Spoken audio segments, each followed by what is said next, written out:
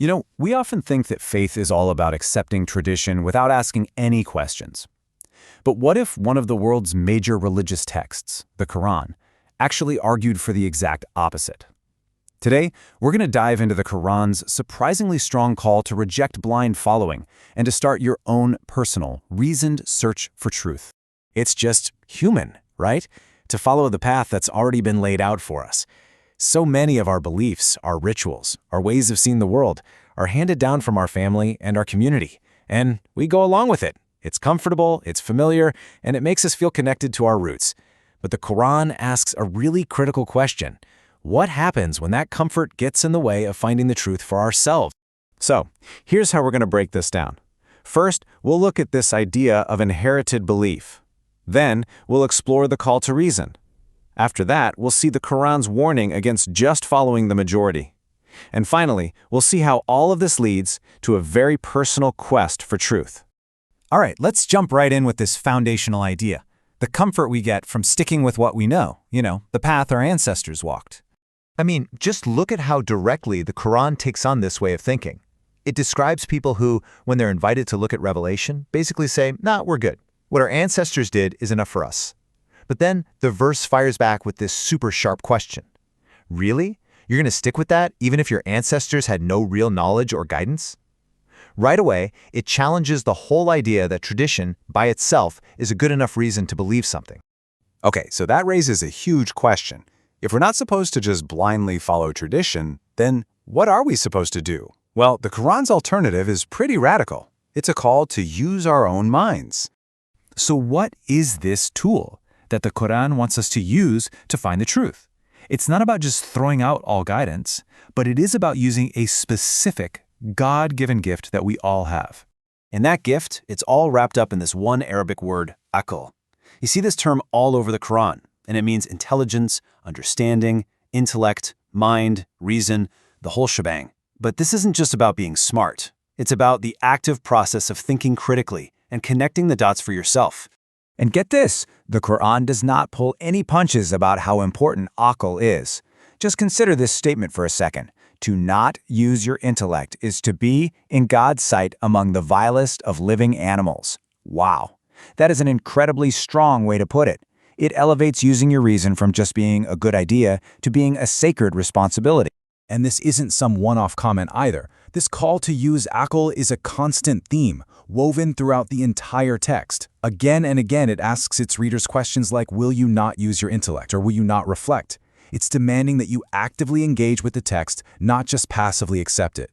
Okay, so use our reason, don't just follow our ancestors. Got it. But what about everyone else?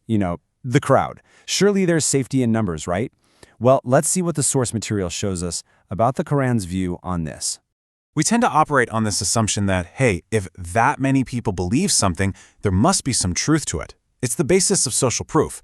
But the Quran just flips that conventional wisdom completely on its head. It actively warns that following the majority can actually lead you away from the truth, not toward it. And the why behind this warning is laid out so clearly. This verse, addressed directly to the Prophet Muhammad, is incredibly blunt. It says the majority often operate not on knowledge, but on assumption and pure guesswork. This reframes truth not as some kind of popularity contest, but as something that has to be sought with certainty, not by consensus. And there it is again, that powerful connection back to aql, to intellect. And the metaphor here is, well, it's startling. Those who don't listen or use their reason are compared to cattle, not just following the herd, but being even more lost. That's a really stark image, and it's designed to shake you up, to make you think for yourself. This whole concept stretches all the way to the Day of Judgment. The Quran paints the scene where people realize, when it's too late, that they were just part of a misguided majority.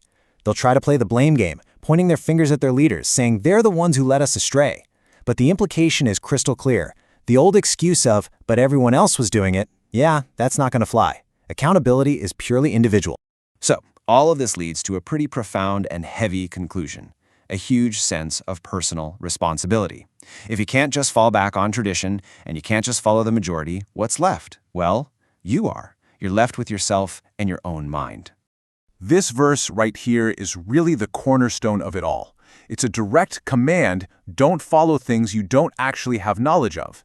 And the reason why is huge: your hearing, your sight, and your heart. Basically, all the tools you have for gathering information and forming beliefs. You will be personally questioned about every single one of them. You are responsible for how you used them. Now, it's really important to clarify something here. The source points out this is not a call for arrogance or to just ignore scholars and learned people who've spent their lives studying this stuff. The point isn't to dismiss them, it's to engage with their work critically, to ask questions. Because no matter how respected someone is, their opinion is still a human opinion. It should never be treated as an infallible fact that's beyond any kind of question. And this is the ultimate takeaway. It all boils down to one powerful, liberating, and yeah, maybe a little daunting principle. Every single soul is ultimately responsible for itself. Your journey, your inquiry, your conclusions, they are fundamentally yours and yours alone. So we're left with this one last powerful question that this reading of the Quran really forces us to confront. If, in the end, your accountability is personal, then doesn't the search for truth also have to be, by its very nature, a personal one? It's a huge idea to think about, and a powerful conclusion to this call to move beyond just blindly following, and instead to embark on your own reasoned quest for knowledge.